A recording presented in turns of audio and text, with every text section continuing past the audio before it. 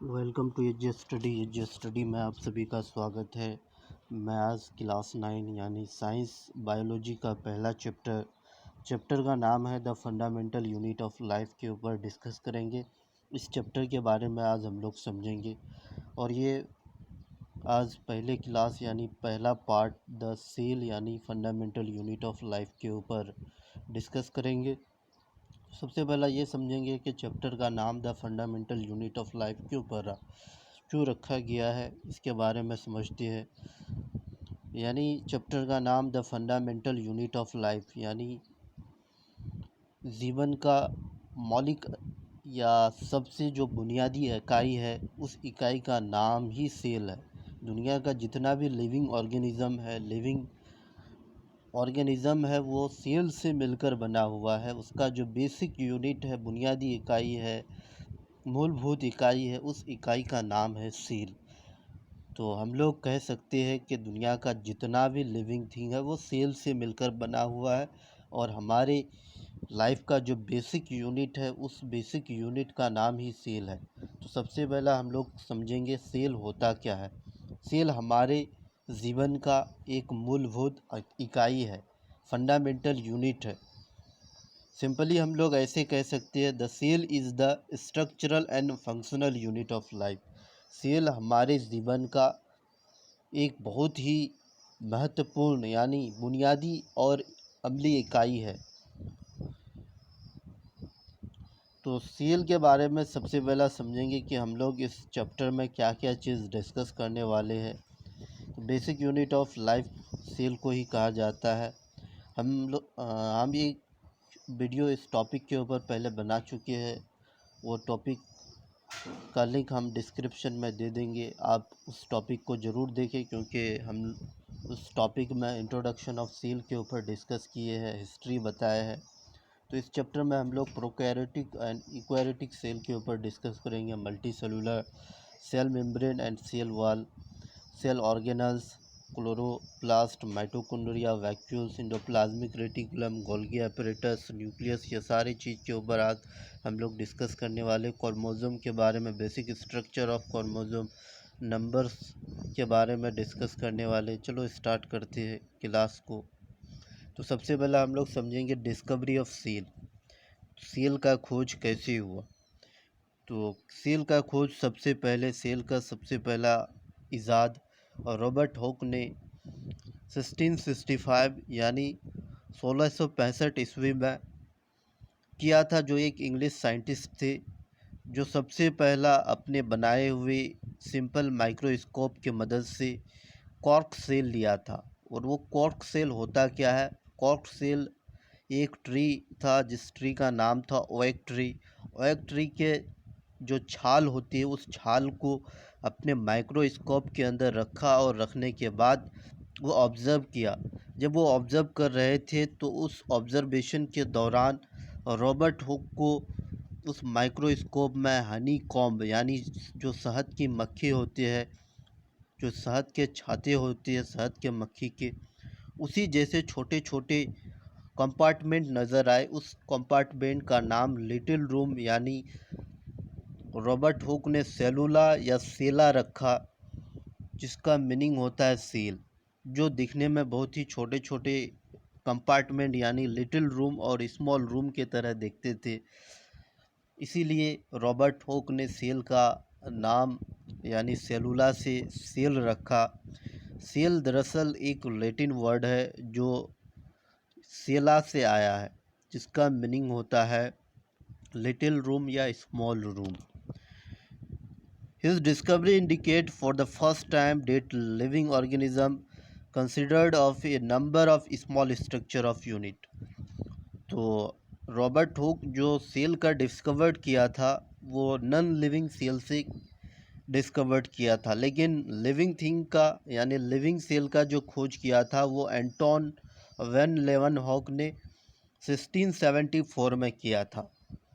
तो Robert Hooke dead cell से खोज किया था, ये उसका माइक्रोस्कोप था, जिस माइक्रोस्कोप से रॉबर्ट हुक सेल को ऑब्जर्व किया था और ऑब्जर्वेशन के दौरान उसे ऐसा स्ट्रक्चर नज़र आया था हनीकॉम्ब, यानी शहद की मक्खी जो होती है, ये छोटे छोटे कंपार्टमेंट इसी तरह नज़र आया था। तो रॉबर्ट हुक डेड सेल का खोज किया था, लेकिन लिविंग सेल का खोज एंटोन वेन लेवनहॉक 1674 में किया था।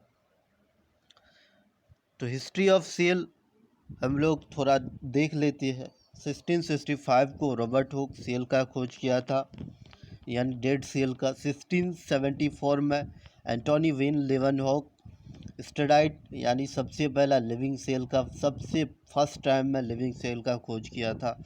उसी तरह से सेल, एक मान लो ये एक सेल है, इस सेल के अंदर साइटोप्लाज्म यानी साइटोप्लाज्म और न्यूक्लियस पाए जाते हैं। Cytoplasm jelly like fluid substance होते हैं और न्यूक्लियस सेंट्रल पार्ट में पाए जाते हैं, केंद्र में होता है। तो न्यूक्लियस को सेल का ब्रेन भी कहा जाता है, क्योंकि वो कंट्रोल सिस्टम भी माना जाता है, पूरे सेल्स को कंट्रोल करता है। तो हम लोग समझेंगे कि न्यूक्लियस का खोज कौन किया था, न्यूक्लियस का डिस्कवरी कौन किया था। तो न्यूक्लियस का खोज, न्यूक्लियस का डिस्कवरी, न्यूक्लियस की इजाद 1831 में रॉबर्ट ब्राउन नामी साइंटिस्ट ने सेल न्यूक्लियस का खोज किया था। यानी सबसे पहला सेल न्यूक्लियस का जो डिस्कवर्ड किया उस साइंटिस्ट का नाम था रॉबर्ट बॉर्न। और रॉबर्ट बॉर्न बहुत सारे एक्सपेरिमेंट भी दिए हैं, फिजिक्स, केमिस्ट्री, बायोलॉजी में बहुत बड़ा इसका योगदान है। जैसे हम लोग ब्रोनियन मोशन भी पढ़ेंगे केमिस्ट्री में, ये रॉबर्ट ब्राउन का ही देन है। ये एक बहुत बड़े साइंटिस्ट गुजरे थे जो 1831 में सेल न्यूक्लियस का खोज किया था। उसी तरह से 1839 और 1838 के बीच सेल थ्योरी दिया गया। सेल थ्योरी सबसे पहला दो साइंटिस्ट मिलकर के दिया था, सेल्डन एंड इस्वान ने। एमजे सेल्डन एंड इस्वान दो साइंटिस्ट थे। ये दोनों साइंटिस्ट अलग अलग कंट्री से बिलोंग करते थे।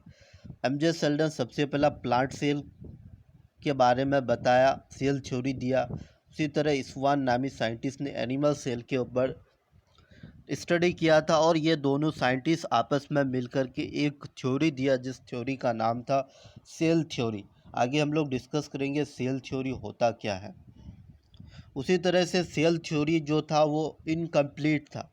उस सेल थ्योरी को 1855 में रेडोल्फ विर्चाउ नामी साइंटिस्ट ने आकर के कंप्लीट किया, क्योंकि जो सेल थ्योरी एमजे सेल्डन और इस्वान ने दिया था उसमें एक डीमेरिट्स थे, उसमें एक कमी थी। उस कमी का नाम था, उस थ्योरी का नाम था, जैसे कोई भी सेल बनता है जो वो कैसे बनता है और वो फिर डिस्ट्रॉय भी होता है।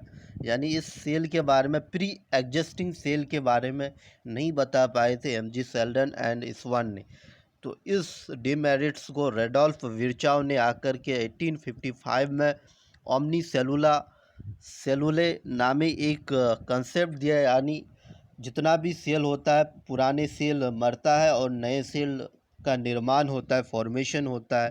प्री एग्जिस्टिंग सेल से कोई भी सेल फिर से इजाद होता है।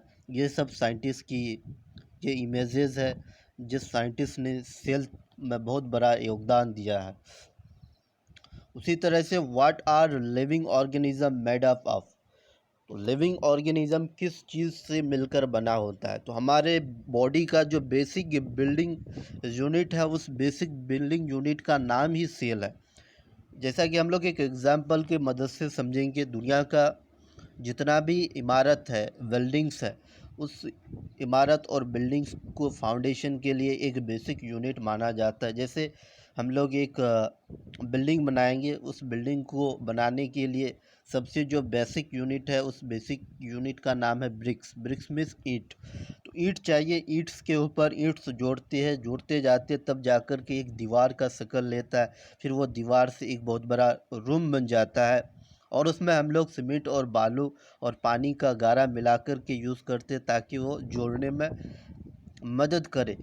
तो एक बिल्डिंग का जो बेसिक यूनिट हुआ वो ब्रिक्स हुआ, ईंट्स हुआ। उसी तरह से हमारे जो लिविंग ऑर्गेनिज्म है, लिविंग ऑर्गेनिज्म को बनाने के लिए जो सबसे बड़ा बेसिक यूनिट है बुनियादी इकाई है, मूलभूत इकाई है, उस इकाई का नाम है कोशिका, सेल, खुलिया। तो basic building unit of living organism is cell, the fundamental unit of life is cell, the structural and functional unit of life is cell. यानी जानदार की बुनियादी और अमली इकाई को सेल कहते हैं। Basin on the cellular organism, some organism are made up of single cell और मोर सेल। तो हम लोग समझेंगे अकॉर्डिंग टू नंबर सेल को दो हिस्सों में बांटा गया है। एक है यूनिसेलुलर ऑर्गेनिज्म और दूसरा है मल्टी सेलुलर ऑर्गेनिज्म। तो सबसे पहला समझते हैं यूनिसेलुलर ऑर्गेनिज्म होता क्या है। तो यूनी और सेलुलर दो वर्ड से मिलकर बना हुआ। यूनी का मतलब होता है सिंगल और सेलुलर का मतलब होता है सेल। तो ऐसा लिविंग ऑर्गेनिज्म जो एक सेल से मिलकर बना हुआ हो उसे यूनिसेलुलर ऑर्गेनिज्म कहते हैं। The organism which are made up of only single types of cell are called unicellular organism. Uni और सेलुलर दो वर्ड्स है, इसी वजह से ये दो वर्ड्स का ही मीनिंग में छुपा हुआ सिंगल सेल, यानी ऐसा लिविंग ऑर्गेनिज्म जो एक सेल से मिलकर बना हुआ हो उसे हम यूनिसेलुलर ऑर्गेनिज्म कहते हैं। जैसा कि एज फॉर एग्जांपल हम लोग समझते हैं काला माइनोमोडस, ये एक टाइप्स का फंगाई है। उसी तरह से अमीबा, पारामीशियम, ये सारे यूनिसेलुलर ऑर्गेनिज्म का एग्जांपल है।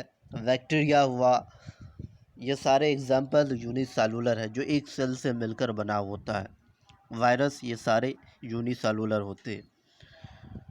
Organism which are made up of more than one cell are called multi cellular organism. यानी मल्टी सेलुलर दूसरे टाइप्स के नंबर ऑफ सेल, यानी दुनिया में सबसे ज़्यादा माना जाए तो मल्टी सेलुलर ऑर्गेनिज्म की तादाद ज़्यादा होगा अकॉर्डिंग टू यूनिसेलुलर। तो मल्टी सेलुलर भी दो वर्ड से मिलकर बना हुआ है, मल्टी प्लस सेलुलर। मल्टी का मतलब होता है मोर देन वन एंड सेलुलर का मतलब होता है सेल। ऐसा लिविंग ऑर्गेनिज्म जो एक से ज़्यादा सेल से मिलकर बना होता है उसी मल्टी सेलुलर ऑर्गेनिज्म कहते हैं। The organism which are made up of more than one types of cell are called multi cellular organism. यानी मेजोरिटी ऑफ लिविंग ऑर्गेनिज्म की बात किया जाए तो millions of billions of cell से मिलकर बना होता है और वो मल्टी सेलुलर ऑर्गेनिज्म होते हैं। एज फॉर एग्जाम्पल के मदद से समझते, जैसा कि यहाँ दिखाया गया है, ये यानी वॉलवॉक्स हुआ, रोज़ हुआ, मॉस्क्विटो हुआ, ह्यूमन बींग्स हुआ, मैंगो हुआ, ये सारे यानी मल्टी सेलुलर ऑर्गेनिजम्स के उदाहरण, एग्जाम्पल्स, मिसाल है। इरिस्पेक्टिव ऑफ यूनिसेलुलर और multi cellular organism the cell perform similar basic function for their survival. यानी यूनिसेलुलर और मल्टी सेलुलर ऑर्गेनिज्म जो होते हैं दोनों में सेल होते हैं और दोनों का काम होता है, दोनों का फंक्शन जिंदा जीवित रहने के लिए एक जैसा होता है। गजेट्स टू स्टडी सेल, यानी सेल को स्टडी करने के लिए, सेल्स का खोज करने के लिए कौन से औजार, हथियार या कौन सा आला का यूज़ किया था। Cell are too small to be seen by naked eye. यानी सेल इतना छोटा होता है जिसे हम अपने खुली आँखों से नहीं देख सकते। सेल इतनी छोटी होती है, इसको देखने के लिए हमें माइक्रोस्कोप की ज़रूरत पड़ता है। माइक्रोस्कोप के मदद से हम सेल को देख पाएंगे। सेल इतना छोटा होता है कि इसे हम अपनी नंगी आंखों से नहीं देख सकते क्योंकि ये बहुत ही छोटा होता है। अगर इसको देखना है तो माइक्रोस्कोप की सहारा लेना पड़ेगा। तो microscope are high resolution instrument that are used for observing fine detail of very small object. Microscope एक ऐसा इंस्ट्रूमेंट है, एक ऐसा डिवाइस है, एक ऐसा यंत्र है, एक ऐसा आला है जो बहुत ही छोटे छोटे ऑब्जेक्ट को, स्मॉल ऑब्जेक्ट को, बहुत ही छोटे ऑब्जेक्ट को देखने के लिए, ऑब्जर्व करने के लिए माइक्रोस्कोप का सहारा लिया जाता है। Two common types of microscope, या दो टाइप्स का माइक्रोस्कोप के ऊपर डिस्कस किया गया है। एक है light microscope, magnification range from 100 to यानी 100 1500 इसका रेंज है। उसी तरह से इलेक्ट्रॉन माइक्रोस्कोप जो है उसका magnification range 1 lakh to 5 lakh है। ये दो माइक्रोस्कोप आप लोग देख रहे हैं, एक है लाइट माइक्रोस्कोप और दूसरा है इलेक्ट्रॉन माइक्रोस्कोप, जो एक बहुत ही पावरफुल माइक्रोस्कोप, दोनों पावरफुल माइक्रोस्कोप माना जाता है। ये दोनों पावरफुल माइक्रोस्कोप के मदद से बहुत ही छोटे छोटे ऑब्जेक्ट को देख पाएंगे हम। अगर सबसे छोटा सेल के बारे में डिस्कस किया जाए, बताया जाए, तो दुनिया का जो सबसे छोटा स्मॉलेस्ट सेल है वो बैक्टीरिया सेल है। उस बैक्टीरिया का नाम है mycoplasma. Mycoplasma is the smallest living cell, जो एक बैक्टीरिया है। उसी तरह से हमारे बॉडी का जो सबसे छोटा सेल है वो स्पर्म सेल है, जो मनुष्य के यानी इंसान की जो यानी स्पर्म होते हैं, वो स्पर्म हमारे लिविंग ऑर्गेनिज्म ह्यूमन बॉडी का सबसे छोटा सेल है। उसके बाद रेड ब्लड सेल है। उसी तरह से हमारे बॉडी का जो सबसे बड़ा लॉन्गेस्ट सेल है उस सेल का नाम है नर्व सेल। उसी तरह से दुनिया का जो सबसे बड़ा सेल है वो ऑस्ट्रिच एग है, यानी एक बर्ड है ऑस्ट्रिच, ऑस्ट्रिच के अंडा, जो दुनिया का सबसे बड़ा सेल माना जाता है। उसी तरह से हम लोग यानी सेल्स का ये साइज था जो अभी हम लोग डिस्कस किए।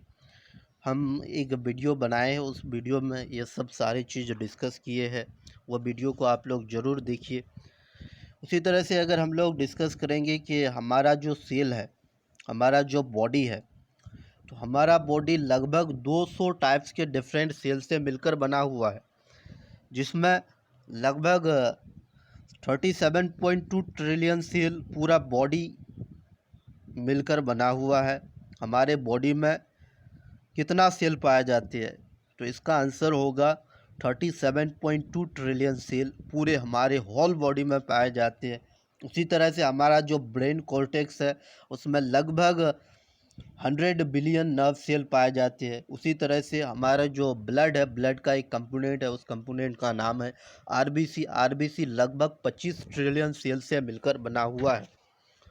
उसी तरह से अगर हम लोग शेप ऑफ सेल के बारे में डिस्कस करेंगे तो डिफरेंट टाइप्स ऑफ शेप्स होते हैं, जिसमें से बाइकॉनकेव या सेलुलर या स्पेरिकल शेप की बात किया जाए तो हमारा जो ब्लड है आरबीसी, आरबीसी का शेप बाइकॉनकेव या स्पेरिकल या सर्कुलर होता है। क्यों होता है उसका रीज़न है क्योंकि ब्लड आरबीसी ज़्यादा से ज़्यादा ऑक्सीजन को ट्रांसपोर्ट कर सके पूरे होल बॉडी, पूरे बॉडी के डिफरेंट डिफरेंट और पार्ट्स में, डिफरेंट डिफरेंट ऑर्गन्स में लेके जा सके।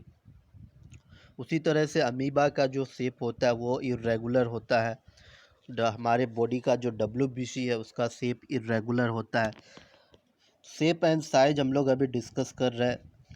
Shape and size of cell vary but all of these are ultimately determined by the specific function। यानी शेप और साइज सेल्स का वेरी करता है, चेंज करता है, बदलता है, लेकिन अल्टीमेटली अगर डिटरमाइन किया जाए तो सबका एक स्पेसिफिक फंक्शन है, एक ख़ास काम होता है। Some cell can be change their shape, जैसा कि हम अभी कुछ देर पहले बात किए, कुछ सेल होते हैं जो अपना शेप यानी अपना आकार को बदल देते हैं, जैसा कि example as for amoeba, WBC. But plant and animal have almost fix shape. जो प्लांट सेल होती है और एनिमल सेल होती है उसका शेप हमेशा फिक्स्ड होता है। स्मॉलेस्ट सेल पीपीएलओ, जैसा कि अभी हम लोग डिस्कस किए, mycoplasma is the smallest cell. Largest cell ostrich egg. Longest animal cell nerve cell. यानी सेल को जिस यूनिट से नापा जाता है उस यूनिट का नाम है माइक्रोन मीटर या micron. 1 micron is equal to 10⁻⁻6 metre होता है, जो बहुत ही छोटा यूनिट है, 1000 ऑफ ए मिलीमीटर। यहाँ कुछ सेल्स का स्ट्रक्चर दिखाया गया, जैसा कि ये आरबीसी है, ये प्लांट सेल है, ये मसल सेल है। उसी तरह ये नर्व सेल है, हमारे बॉडी में होते हैं। उसी तरह से ये गर्ड सेल है जो पत्ता में पाए जाते हैं। उसी तरह से ये पैरामीशियम है, बहुत सारे सेल्स के अलग अलग साइज और शेप होते हैं और उसका एक खास फंक्शन होता है, स्पेसिफिक फंक्शन होता है। द स्केल ऑफ सेल, तो यहाँ हम लोग डिस्कस करेंगे एटम की साइज जो होते हैं 0.1 नैनो मीटर होता है, या माइक्रोन मीटर भी बोल सकते हैं। उसी तरह लिपिड्स, उसी तरह स्मॉल मॉलिक्यूल प्रोटीन्स, वायरस का इलेक्ट्रॉन माइक्रोस्कोपिक पार्टिकल है ये सारे, chloroplast, most of bacteria, plant and animal cell, fish cell, ये सब लाइट माइक्रोस्कोप, यानी दो तरह के माइक्रोस्कोप से यहाँ दिखाया गया है। The scale of life, human being, humming bird, fish egg, California redwood, ये दुनिया का सबसे लंबा प्लांट है। उसी तरह से दुनिया का सबसे लंबा, यानी दुनिया का सबसे बड़ा लिविंग ऑर्गेनिज्म माना जाए तो ये ब्लू व्हेल है। सबसे पहले हम लोग समझ लेते हैं यूनिसेलुलर और मल्टी सेलुलर का डिफरेंस। तो यूनिसेलुलर और मल्टी सेलुलर होता क्या है, अभी हम लोग डिस्कस किए। Unicellular means made up of single cell, multi cellular means made up of more than one types of cell. उसी तरह से दूसरा example, single cell able to perform all the life process like obtaining food, respiration, excretion, growth and reproduction. यानी ये जितना भी life process, excretion है, respiration है, न्यूट्रिशन है, ग्रोथ है, रिप्रोडक्शन है, ये सिंगल सेल के थ्रू परफॉर्म किया जाता है यूनिसेलुलर ऑर्गेनिज्म में। In multi cellular organism cell have a similar basic structure and similar basic life activities. तो हमारे जो मल्टी सेलुलर है, मल्टी सेलुलर में सेल्स बहुत सारे सेल आपस में मिलकर के टिश्यू का फॉर्मेशन करता है, फिर बहुत सारे टिश्यू आपस में मिलकर के ऑर्गन का फॉर्मेशन करता है, फिर बहुत सारे ऑर्गन आपस में मिलकर के एक ऑर्गन सिस्टम बनाता है, फिर बहुत सारे ऑर्गन सिस्टम आपस में मिलकर के एक बॉडी का फॉर्मेशन होता है। तो ये हमारे मल्टी सेलुलर में होता है, सिमिलर बेसिक लाइफ एक्टिविटीज़ है। ये भी हमारे बॉडी में लाइफ प्रोसेस होता है, जैसा यूनिसेलुलर में हो रहा है, मल्टी सेलुलर में भी लाइफ प्रोसेस होता है। Can not be divided into cell, they are also called acellular organism. Unicellular को हम लोग एसेलुलर कहेंगे, और इसमें डिवाइड करना पॉसिबल नहीं है। उसी तरह से मल्टी सेलुलर में, जैसा अभी हम लोग डिस्कस किए, टिश्यू फॉर्म होता है, organ give rise to organ system, then perform a specific function. Example जैसा कि यूनिसेलुलर का हम लोग पहले भी डिस्कस किया, अमीबा हुआ, पारामीशियम हुआ, बैक्टीरिया हुआ, काला माइनोमोडस हुआ। ये देख रहे हैं यहाँ शेप, ये पारामीशियम का शेप है जो स्लिपर लाइक शेप होता है। उसी तरह से मल्टी सेलुलर में प्लांट है, एनिमल है, फंगाई है, मॉस्क्विटो है, मैंगो है, वॉलबॉक्स, रोज, ये सारे मल्टी सेलुलर का एग्जाम्पल है। Cell is the basic unit of life, it perform all life function like intake of food material, excretion, metabolism, respiration, irritability. यानी एक्सक्रिएशन हमारे बॉडी में होता है, जैसा कि एक्सक्रिएशन एक प्रोसेस है जिसमें टॉक्सिक मटेरियल जो होता है हमारे बॉडी से रिमूव होता है, उस प्रोसेस का नाम है एक्सक्रिएशन। नाइट्रोजनस जितना भी हमारे बॉडी में यूरिया हुआ, यूरिन हुआ, ये सारे यानी नाइट्रोजनस सब्सटेंस जितना भी हमारे बॉडी से आउट होता है, उस प्रोसेस को एक्सक्रिएशन कहते हैं। फूड मटेरियल, यानी जैसा कि हम लोग जिस प्रोसेस के मदद से, इंजेशन प्रोसेस के मदद से खाना खाते हैं, यानी ये न्यूट्रिशन का फेज़ है। Ingestion, digestion, assimilation, absorption, egestion, ये सारे प्रोसेस यानी सारे फेज जो न्यूट्रिशन का होता है। मेटाबॉलिज्म में चयापचय प्रक्रिया, हमारे बॉडी में डाइजेशन का प्रोसेस होता है। उसी तरह से हमारे बॉडी में रिस्पिरेशन होता है। रिस्पिरेशन क्या है, एक ऐसा प्रोसेस है जिसमें लिविंग ऑर्गेनिज्म जो ग्लूकोज खाता है, ऑक्सीजन के प्रेजेंस में उसे ब्रेक डाउन करके उससे एनर्जी गेट करता है, उससे एनर्जी प्राप्त करता है, उससे एनर्जी हासिल करता है। उसी तरह से मूवमेंट है, बहुत सारे लाइफ प्रोसेस के प्रोसेस है जिसके मदद से एक लिविंग ऑर्गेनिज्म जीवित रहता है। Division of labour, cell usually possess a number of component called cell organelles.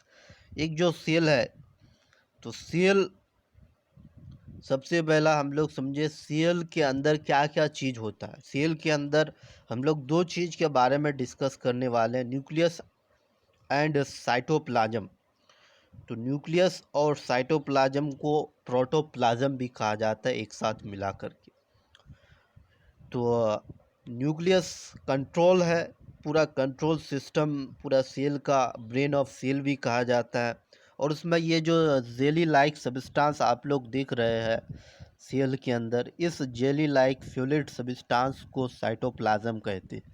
और इस जेली लाइक फ्लूइड सब्सटेंस में बहुत सारे सेल ऑर्गेनल्स, जैसा कि हमारा पूरा बॉडी बहुत सारे ऑर्गन से मिलकर बना हुआ है, उसी तरह से सेल भी बहुत सारे ऑर्गन से मिलकर बना हुआ है, जो बहुत ही छोटे छोटे ऑर्गेनल्स कहलाते हैं। उस यानी ये सारे ऑर्गेनल्स साइटोप्लाज्म में इम्बेड होते, धंसे हुए रहते हैं। और इसका भी एक बहुत ही खास प्रॉपर फंक्शनिंग होता है। हर एक जितना भी सेल ऑर्गेनल है, हर सेल ऑर्गेनल का एक स्पेसिफिक एक खास फंक्शन है, हम लोग आगे डिस्कस करने वाले हैं। Each cell organelles perform different function, जैसा कि क्लियरिंग वेस्ट मटेरियल, लाइसोसोम का काम होता है। जितना भी वेस्ट मटेरियल हमारे सेल के अंदर होता है, उस वेस्ट मटेरियल, उस अनडाइजेस्टेड इसको इनगल्फ करने का होता है। प्रोटीन सिंथेसाइज राइबोसोम करता है। उसी तरह से lipid synthesize endoplasmic rough endoplasmic reticulum है, स्मूथ इंडोप्लाज्मिक रेटिकुलम है, ये सारे राइबोसोम भी है जिसका काम होता है प्रोटीन सिंथेसाइज, लिपिड सिंथेसाइज। ये जो स्ट्रक्चर दिखाया गया है ये एक सेल का स्ट्रक्चर है। उसी तरह से हम लोग बहुत सारे सेल ऑर्गेनल्स के बारे में डिस्कस करेंगे। ये जो देख रहे हैं आप लोग प्लाज्मा मेम्ब्रेन, प्लाज्मा मेम्ब्रेन क्या है? तो प्लाज्मा मेम्ब्रेन या सेल मेम्ब्रेन एक ऐसा मेम्ब्रेन है जो सेल को कवर करके रखता है, और वो फॉरेन यानी बाहर के एनवायरनमेंट से सेल्स को बचाता है। जो बाहर में फॉरेन इन्वेडेंट से बचाता है सेल्स को। प्लाज्मा मेम्ब्रेन या cell membrane is the outermost delicate elastic membrane covering of the cell that separate its contents from the external environment is called plasma membrane। तो प्लाज्मा मेम्ब्रेन एक बहुत ही नाजुक इलास्टिक मेम्ब्रेन है जो sales को cover करके रखता है, और वो बाहर के इन्वायरमेंट से सेल्स को बचाता है। ये एक बहुत ही महत्वपूर्ण और इम्पोर्टेंट मेम्ब्रेन है जो लिविंग मेम्ब्रेन है सेल्स का, और ये प्लांट सेल और एनिमल सेल दोनों में पाए जाते हैं। प्लाज्मा मेम्ब्रेन को पीपीएम यानी परमानेंट सेलेक्टिवली परमेबल मेम्ब्रेन भी कहते हैं। Plasma membrane is selectively permeable membrane. क्यों कहते हैं? इसलिए कहते हैं क्योंकि ये उसी चीज़ को अपने अंदर आने देता है जो सेल के लिए बेनिफिशियल है, जो सेल के लिए फ़ायदेमंद है। और वो अगर फ़ायदेमंद नहीं है तो वो रिस्ट्रिक्शन यानी रुकावट का काम करता है। It allow entry of certain substance, restriction other. It is made up of bio यानी लिपिड या फॉस्फोलिपिड या लिपियोप्रोटीन। सेल मेम्ब्रेन जो होता है ये एक मेम्ब्रेन होता है, वो मेम्ब्रेन लिपियोप्रोटीन या फॉस्फोलिपिड से मिलकर बना हुआ होता है। और ये सेल्स का लिविंग पार्ट्स है जो सेल्स को कवर करके रखता है। It is made up of lipoprotein, और ये सेल्स को फ्लेक्सिबिलिटी प्रोवाइड करवाता है। और ये सेल्स का सेमी परमेबल मेम्ब्रेन है जिसे हम लोग सेलेक्टिवली परमेबल और डिफरेंशियली परमेबल मेम्ब्रेन कहते हैं, जिसका मीनिंग होता है allow only certain substance to pass through which preventing other. ये एनिमल सेल और प्लांट सेल दोनों में पाए जाते हैं। Smallest carbohydrate are attached to place to outer surface of lipid and protein. Function क्या है इसका सेल ऑर्गेनल्स का, यानी जो प्लाज्मा मेम्ब्रेन, सेल मेम्ब्रेन, इसका काम क्या होता है? Shape to content of cell, यानी सेल को एक शेप देता है। ये एक मैकेनिकल बैरियर है जो रुकावट का काम करता है। एक सेमी परमेबल इंडोसाइटोसिस एक प्रोसेस है जिस प्रोसेस से अमीबा अपना भोजन प्राप्त करता है, हासिल करता है। ये एक सेमी परमेबल मेम्ब्रेन है, यानी वही सब्सटेंस को अलाउ देता है जो सेल के लिए फ़ायदेमंद हो। रिकॉग्निशन सेंटर है ये सेल का। फॉलो ऑफ इंफॉर्मेशन है ये ऑस्मोसिस का एक बहुत बड़ा मेम्ब्रेन है। ऑस्मोसिस एक प्रोसेस है जिसमें लिक्विड जैसे वाटर हायर कंसंट्रेशन से लोअर कंसंट्रेशन के तरफ मूव करता है, जिसमें दो टाइप्स के एक्सोऑस्मोसिस और इंडोऑस्मोसिस दो प्रोसेस हम लोग डिस्कस करेंगे। सेल कंटिन्यूटी, यह सेल्स के कंटिन्यूटी को नियंत्रण करता है। Modified to perform special function like absorption in microvilli, ये एब्जॉर्प्शन का काम यानी जज्ब करने का काम भी करता है। यह है प्लाज्मा मेम्ब्रेन स्ट्रक्चर, जो बहुत ही एनाटॉमिकल स्ट्रक्चर को दिखाया गया है। आप लोग यहाँ देख पा रहे हैं ओलिगोसेकेराइड एक टाइप्स का कार्बोहाइड्रेट है। उसी तरह से एक्स्ट्रा सेलुलर मैट्रिक्स है, पेरिफेरल प्रोटीन है। ये सारे जो दिख रहे नज़र आ रहे हैं ये प्लाज्मा मेम्ब्रेन के अंदर होते हैं, और ये plasma membrane semi permeable membrane होते हैं। चलो अब हम लोग डिस्कस करेंगे दो टाइप्स के ट्रांसपोर्ट के ऊपर, एक्टिव ट्रांसपोर्ट और पैसिव ट्रांसपोर्ट। तो ये दोनों को डिस्कस करने से पहले एक चीज़ को समझ लेते हैं। जैसा कि अभी हम लोग डिस्कस किए सेल मेम्ब्रेन या प्लाज्मा मेम्ब्रेन, तो सेल मेम्ब्रेन और प्लाज्मा मेम्ब्रेन को फिज़िकल बैरियर कहते हैं, जो सेलेक्टिवली परमेबल मेम्ब्रेन है, और वो उसी चीज़ को अलाउ करता है जो सेल के लिए फ़ायदेमंद हो, जो सेल के लिए बेनिफिशियल हो, और जो सेल्स को यानी जीवित रहने के लिए कौन सा न्यूट्रिएंट्स की ज़रूरत है, कौन सा सब्सटेंस की ज़रूरत है, हम लोग इस चीज़ को समझेंगे। तो बहुत सारे टाइप्स के मेम्ब्रेन होते हैं। सबसे पहला हम लोग डिस्कस कर लेते हैं। So membrane are physical barrier between the organelles of a cell and its cytoplasm and its surrounding environment। तो मेम्ब्रेन क्या है? सेल मेम्ब्रेन एक मेम्ब्रेन है जो सेल्स को कवर करके रखता है, क्योंकि सेल के अंदर साइटोप्लाज्म और बहुत सारे सेल ऑर्गेनल होते हैं जिसे बाहर के एनवायरनमेंट से बचाता है। सबसे पहले हम लोग समझ लेते हैं कि इम्परमिएबल मेम्ब्रेन क्या होता है। इम्परमिएबल मेम्ब्रेन एक ऐसा मेम्ब्रेन है जिसमें substance do not passes through the membrane. Membrane से सब्सटेंस आसानी से पास नहीं हो सकता है। परमेबल मेम्ब्रेन, परमेबल मेम्ब्रेन एक ऐसा मेम्ब्रेन है जिसमें both solute and solvent can pass, जिसमें सॉल्यूट और सॉल्वेंट दोनों टाइप्स के सब्सटेंस पास हो सकते हैं। उसी तरह से एक है सेमी परमेबल मेम्ब्रेन। ये सब जितना भी हम लोग यहाँ पढ़ रहे हैं ये मेम्ब्रेन्स का टाइप्स है। Semi permeable membrane, membrane permeable to solvent but prevent solute passage, यानी एक ऐसा सेमी परमेबल मेम्ब्रेन है जिसमें सॉल्वेंट को तो पास करने देता है लेकिन सॉल्यूट को रोकता है पैसेज होने से, प्रिवेंट करता है। उसी तरह से एक सेलेक्टिवली परमेबल मेम्ब्रेन है। If a membrane allow the passage of solvent and some selected solute, तो ये एक सेलेक्टिवली परमेबल मेम्ब्रेन कैसा मेम्ब्रेन है जिसमें सॉल्वेंट को भी पास होने देता है और सिलेक्टेड सॉल्यूट को भी पास करने देता है। तो यहाँ एक सॉल्यूशन दिखाया, दो सॉल्यूशन है, एक डायग्राम है। एक सॉल्यूशन है जिसमें 100 ml वाटर है और एक तरफ सॉल्यूशन है जिसमें 10 ml वाटर है। तो दरअसल हम लोग यही मेम्ब्रेन के ऊपर यहाँ डिस्कस कर रहे हैं, सेमी परमेबल मेम्ब्रेन, जिसे प्लाज्मा मेम्ब्रेन या सेल मेम्ब्रेन कहते हैं, जिसे SPM यानी सेलेक्टिवली परमेबल मेम्ब्रेन भी कहते हैं। इधर कंसंट्रेशन हाई है, इधर कंसंट्रेशन हाई है और हाई कंसंट्रेशन के तरफ से लोअर कंसंट्रेशन के तरफ एरो का निशान से दिखाया गया है। यानी जनरली जितना भी सब्सटेंस होता है, सॉल्यूट और सॉल्वेंट दोनों आपस में मिलकर के सॉल्यूशन का फॉर्मेशन करता है। इधर सॉल्यूट का मात्रा बहुत अधिक है और इधर सॉल्यूट का मात्रा बहुत कम है। तो हायर कंसंट्रेशन से लोअर कंसंट्रेशन की तरफ हमेशा सॉल्वेंट पास कर रहा है, क्योंकि इधर वाई से डॉट निशान से दिखाया गया है।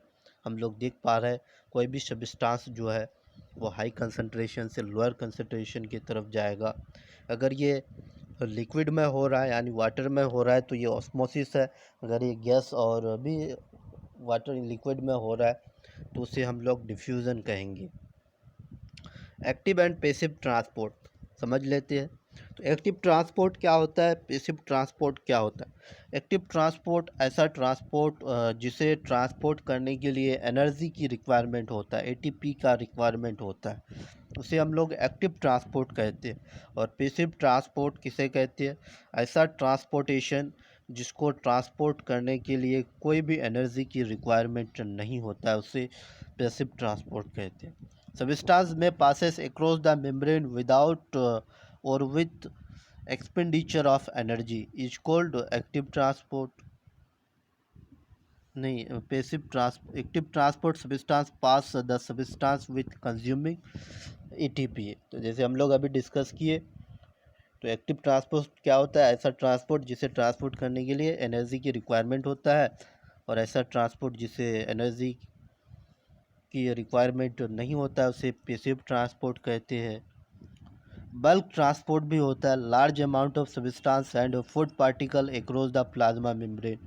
उसी तरह से the process of bringing the bulk of material from outside by formation of endosomosis is called endocytosis. Endocytosis ये हम लोग अमीबा में पढ़े, अमीबा जिस प्रोसेस से अपना भोजन बनाता है उस प्रोसेस को इंडोसाइटोसिस कहते हैं। और अमीबा में बहुत ही फॉस्फेट होता है जिसे सीडियोपोडिया कहते हैं। सीडियोपोडिया की मदद से वो फूड्स को अपने अंदर इनगल्फ करते हैं।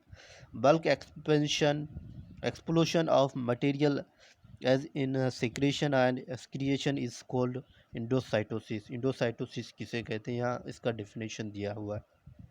एक्टिव ट्रांसपोर्ट स्ट्रक्चर के मदद से दिखाया गया है। जैसे यहाँ आप लोग देख रहे हैं, ये एक स्टोमाटा का स्ट्रक्चर यानी गार्ड सेल का स्ट्रक्चर है।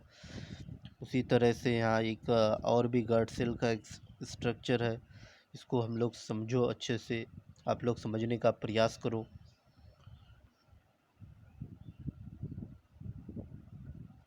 उसी तरह से passive transport. Passive transport is of two types, diffusion and osmosis. Passive transports का दो टाइप्स होता है, ऑस्मोसिस एंड डिफ्यूज़न। तो डिफ्यूज़न क्या होता है, एक ऐसा प्रोसेस होता है जिसमें solid liquid gas higher concentration से लोअर कंसंट्रेशन की तरफ प्रवेश करता है, पास होता है, हायर कंसंट्रेशन से लोअर कंसंट्रेशन की तरफ स्प्रेड करता है।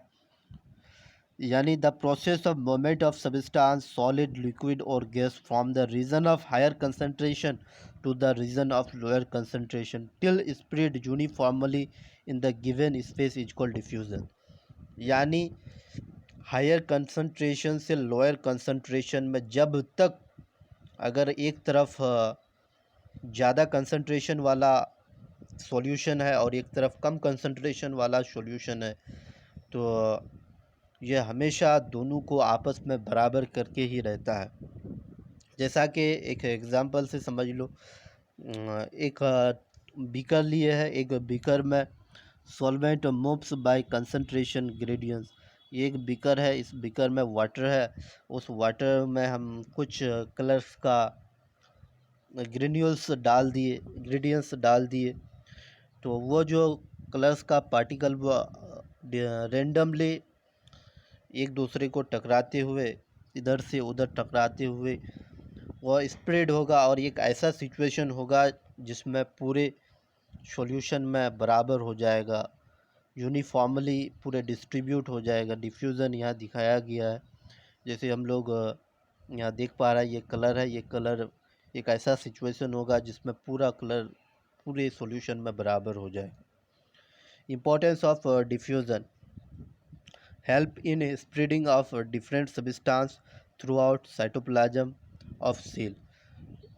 यानी डिफ्यूज़न का काम है डिफरेंट सब्सटेंस को साइटोप्लाज्म ऑफ सेल में थ्रू आउट स्प्रेड करना, फैलाना। Osmosis is a types of diffusion where only solvent is allowed to diffuse. Osmosis एक टाइप्स का डिफ्यूज़न है जिसमें सिर्फ ओनली सॉल्वेंट पार्टिकल को डिफ्यूज़ करवाता है, अलाउ करवाता है। Diffusion help in exchange of respiratory gas between the cell and their environment. तो डिफ्यूज़न एक ऐसा प्रोसेस है, मान लो एक एग्जांपल के मदद से समझ लेते हैं। ये एक सेल है, इस सेल के अंदर मान लो यहाँ एग्जांपल से समझ, एक सेल है, इस सेल के अंदर CO2 की मात्रा बहुत ज़्यादा है, बहुत सारे CO2 भरा हुआ, लेकिन इधर CO2 की मात्रा कम है। तो हमेशा क्या होगा, ये जो CO2 है हायर कंसंट्रेशन से लोअर कंसंट्रेशन की तरफ मूव करेगा। उसी तरह से ये एक सेल है, इस सेल के अंदर ऑक्सीजन की मात्रा बहुत ज़्यादा है और इधर ऑक्सीजन की मात्रा कम है, तो हमेशा हायर कंसंट्रेशन से लोअर कंसंट्रेशन की तरफ मूव करेगा। ये था diffusion. Transportation is diffusion process. Transportation is a diffusion process. Flower spread aroma through diffusion, यानी फूलों का या जो फूलों का खुशबू है पूरे एरिया में फैल जाती है, दूर दूर तक फैल जाती है, उसका रीज़न है डिफ्यूज़न। और उसका काम होता है, फूल का काम अपना खुशबू फैला करके इंसेक्ट्स को अपने तरफ आकर्षित करना और आकर्षित करके रिप्रोडक्शन का प्रोसेस जो है उस प्रोसेस को जारी, पॉलिनेशन का प्रोसेस को जारी रखने के लिए, पॉलिनेशन का प्रोसेस को करने के लिए फूल से जो खुशबू फ्लो होता है, डिफ्यूज़ होता है, ताकि बहुत सारे इंसेक्ट आए और उसका पोलन ग्रेन को लेकर के दूसरे पोलन ग्रेन में लेकर के जाए। एक यहाँ बीकर में दिखाया गया है डिफ्यूज़न के बारे में। अब हम लोग समझने वाले हैं ऑस्मोसिस, बहुत ही ज़रूरी है इस चीज़ को। चलो ऑस्मोसिस को समझ लेते हैं। ऑस्मोसिस भी एक टाइप्स का डिफ्यूज़न ही है जिसमें सिर्फ सॉल्वेंट पार्टिकल, जिसमें सिर्फ लिक्विड पार्टिकल्स का ट्रांसपोर्टेशन होता है सेमी परमेबल मेम्ब्रेन यानी प्लाज्मा मेम्ब्रेन के थ्रू, और ये हायर कंसंट्रेशन से लोअर कंसंट्रेशन की तरफ मूव करता है, और इसके लिए प्लाज्मा मेम्ब्रेन यानी सेमी परमेबल मेम्ब्रेन का होना ज़रूरी है। जैसा कि यहाँ एग्जांपल में देख रहे हैं आप लोग, ये एक तरफ वाटर है, वाटर का कंसंट्रेशन यहाँ बहुत ज़्यादा है, और यहाँ जो देख रहे हैं आप लोग डिफरेंशियली परमेबल मेम्ब्रेन है, ये एक सेलेक्टिवली प्लाज्मा मेम्ब्रेन है जो हायर कंसंट्रेशन से लोअर कंसंट्रेशन की तरफ मूव कर रहा है। तो हम लोग समझ लेते हैं एक स्ट्रक्चर के माध्यम से। तो मान लो हम लोग ऑस्मोसिस का दो टाइप्स होता है, एक्सोऑस्मोसिस और इंडोऑस्मोसिस। तो सबसे पहला एक्सोऑस्मोसिस को समझ लो। ये एक सेल है, ये क्या है, एक सेल है, और ये सेल मान लो इसमें वाटर भरा हुआ H2O, इसमें वाटर का कंसंट्रेशन है हाई कंसंट्रेशन, और बाहर में जो बाहर का एनवायरनमेंट है, बाहर के एनवायरनमेंट में वाटर का कंसंट्रेशन है low concentration, low concentration of water. तो इसमें क्या होगा कि सेल के अंदर जो पानी का मात्रा है, सॉल्वेंट का मात्रा है, हायर कंसंट्रेशन है, तो ये हमेशा हायर कंसंट्रेशन से लोअर कंसंट्रेशन की तरफ मूव कर रहा है। तो यानी ये सेल के अंदर से सेल के बाहर मूव करेगा, और इस प्रोसेस को, इस ऑस्मोसिस को एक्सो ऑस्मोसिस कहते हैं, एक्सो ऑस्मोसिस, एक्सो ऑस्मोसिस कहते हैं, एक्सो ऑस्मोसिस कहते हैं। उसी तरह से दूसरे टाइप्स के अगर ऑस्मोसिस के ऊपर बात करें तो उस टाइप्स का ऑस्मोसिस का नाम है इंडो ऑस्मोसिस। तो इंडो ऑस्मोसिस को समझ लो, ये एक सेल है, मान लो इस सेल में वाटर का कंसंट्रेशन है lower water concentration inside the cell, यानी सेल के अंदर वाटर का जो कंसंट्रेशन है, सॉल्वेंट है, वो कम है, और सेल के जो बाहर है वाटर का कंसंट्रेशन है हाई कंसंट्रेशन। तो आउटसाइड ऑफ सेल है ये, तो हमेशा क्या होगा, ये है हाई कंसंट्रेशन, और हाई कंसंट्रेशन से लोअर कंसंट्रेशन की तरफ मूव करेगा। और इस प्रोसेस में सिर्फ क्या मूव करेगा, ओनली सॉल्वेंट, जैसा कि लिक्विड्स, और लिक्विड में यहाँ क्या ट्रांसपोर्ट हो रहा है, वाटर ट्रांसपोर्ट हो रहा है। तो हायर कंसंट्रेशन से लोअर कंसंट्रेशन के तरफ ये जो प्रोसेस है, इस प्रोसेस को हम लोग बोलते हैं इंडो ऑस्मोसिस। इस प्रोसेस का नाम है इंडोऑस्मोसिस। समझ लेते हैं ऑस्मोसिस के बारे में। ये दो टाइप्स के ऑस्मोसिस थे। मान लो एक सेल है, इस सेल के अंदर इनसाइड में वाटर का जो कंसंट्रेशन है H2O वो है 90%। मान लो वाटर का कंसंट्रेशन है 90%, और बाहर में जो वाटर का कंसंट्रेशन है H2O है, बाहर के एनवायरनमेंट में है, वो लो कंसंट्रेशन है। उसी तरह से जो सेल के अंदर सॉल्यूट है, सॉल्यूट में कार्बन डाइऑक्साइड, ये था सॉल्वेंट, ये है सॉल्यूट, इसका कंसंट्रेशन है लोअर कंसंट्रेशन, मान लो ये 20% है सॉल्यूट कार्बन डाइऑक्साइड, और बाहर के एनवायरनमेंट में CO2 जो है ये 30% है। कितना है, 30%। ये इधर CO2 का कंसंट्रेशन हाई कंसंट्रेशन है आउटसाइड द सेल, और ये है इनसाइड द सेल। तो हमेशा क्या होगा, ये हम लोग कंपैरिजन करेंगे। कहाँ से कंपैरिजन करेंगे, ऑस्मोसिस में बाहर के एनवायरनमेंट से अंदर के एनवायरनमेंट से, यानी सेल के अंदर से बाहर के एनवायरनमेंट में।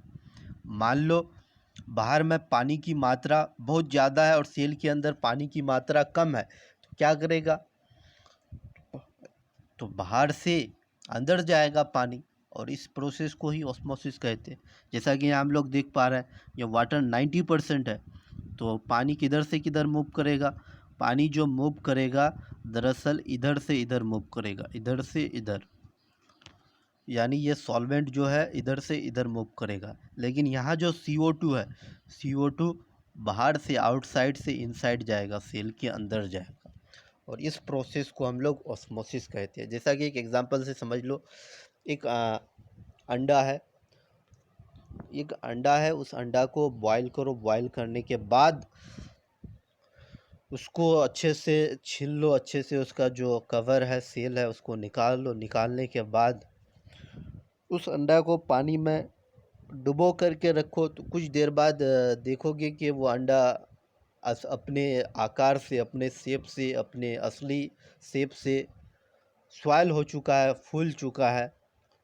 और उसी तरह से दूसरा एक एग्जांपल समझ लो, एक अंडा लो, उसी अंडा को अच्छे से उसका जो सेल है उसको बाहर निकाल दो। निकालने के बाद उसे नमक के अंदर रख दो, तो कुछ समय बाद देखोगे कि अंडा श्रिंक हो चुका है, यानी पूरा सुकड़ चुका है। उसका रीज़न है, अंडा के अंदर जो पानी था वो पानी अंडा की यानी सेल के अंदर ज़्यादा था। ज़्यादा होने की वजह से बाहर के अंदर पानी की मात्रा कम था, और वो जो मेम्ब्रेन था वो एक सेलेक्टिवली मेम्ब्रेन था, प्लाज्मा मेम्ब्रेन था, और वो वाटर हायर कंसंट्रेशन से लोअर कंसंट्रेशन यानी नमक के तरफ शिफ्ट करने लगा, जिसकी वजह से जो सेल का साइज है, अंडा का जो साइज है वो सिकुड़ चुका था, श्रिंक हो चुका था। ये था ऑस्मोसिस, यानी ऑस्मोसिस ओनली लिक्विड में होता है। Difference between osmosis and diffusion. तो डिफ्यूज़न क्या होता है, it can take place in solid, liquid and gas. Diffusion solid, liquid और गैस सभी में होता है, लेकिन ऑस्मोसिस ओनली लिक्विड मीडियम में होता है।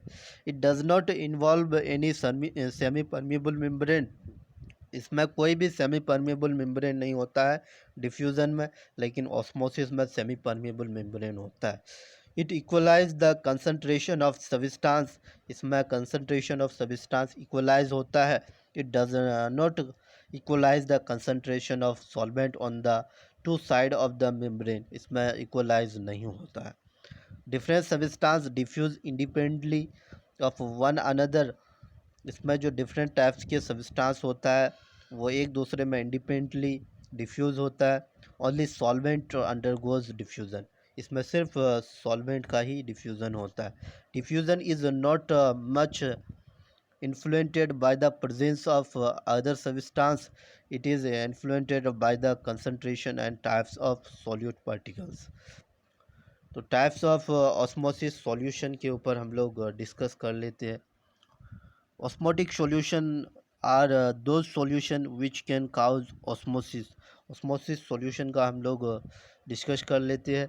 There are three types of osmotic solution। Number एक hypotonic solution, isotonic solution and hypertonic solution। सबसे पहला हाइपोटोनिक सॉल्यूशन को समझ लेते। Hypotonic, hypo means less and tonic means गारापन, यानी हाइपो मिस लेस सॉल्यूट और टॉनिक मिस गारापन। तो इसमें जो सॉल्यूशन होगा ये बहुत ही गाढ़ा होगा। जैसा कि हम लोग सेल के अंदर H2O का मात्रा ज़्यादा देखें 90% और CO2 का मात्रा 20%। तो ये है हाइपोटोनिक सॉल्यूशन, जिसमें लेस सॉल्यूट यानी गाढ़ापन बहुत ज़्यादा हो, लेस सॉल्यूट हो उसे हाइपोटोनिक कहते हैं। जिसमें सॉल्यूट की मात्रा कम हो उसे हाइपोटोनिक सॉल्यूशन कहते हैं बाहर के एनवायरनमेंट से। उसी तरह से आइसोटोनिक, आइसोटोनिक में ऐसा सॉल्यूशन जिसमें बाहर के एनवायरनमेंट में भी और अंदर के सेल के अंदर के एनवायरनमेंट में भी दोनों तरफ कंसंट्रेशन की मात्रा बराबर हो, बराबर कंसंट्रेशन हो, सिमिलर कंसंट्रेशन हो, उसे आइसोटोनिक सॉल्यूशन कहते हैं। आइसो का मतलब सेम, टॉनिक का मतलब गाढ़ापन, यानी जिसमें दोनों तरफ दोनों कंसंट्रेशन में सेम कंसंट्रेशन हो। हाइपरटोनिक यानी ऐसा सॉल्यूशन जिसमें सॉल्यूट की मात्रा ज़्यादा हो, concentration of solute is more, यानी which has osmotic concentration higher than the another solution. Hypertonic, hyper means more solute and tonic means गाढ़ापन। तो इसको भी समझ लो बाहर के एनवायरनमेंट में और अंदर के एनवायरनमेंट से। अगर बाहर के एनवायरनमेंट में सॉल्यूट की मात्रा ज़्यादा है और सेल के अंदर सॉल्यूट की मात्रा कम है, तो ये हमेशा किधर जाएगा, बाहर के एनवायरनमेंट से अंदर के एनवायरनमेंट में। तो जिसमें मोर सॉल्यूट होगा उसे हाइपरटोनिक सॉल्यूशन कहेंगे। जैसा कि हम लोग अंडा से समझे, उस जैसा कि एक अंडा के एग्जांपल से समझे, यानी एक अंडा लो, उस अंडा को बॉयल करो, बॉयल करने के बाद उसे पानी में डुबो दो। तो अंडा के अंदर जो पानी की कंसंट्रेशन थी वो कम थी और बाहर में जो पानी का कंसंट्रेशन था वो ज़्यादा था।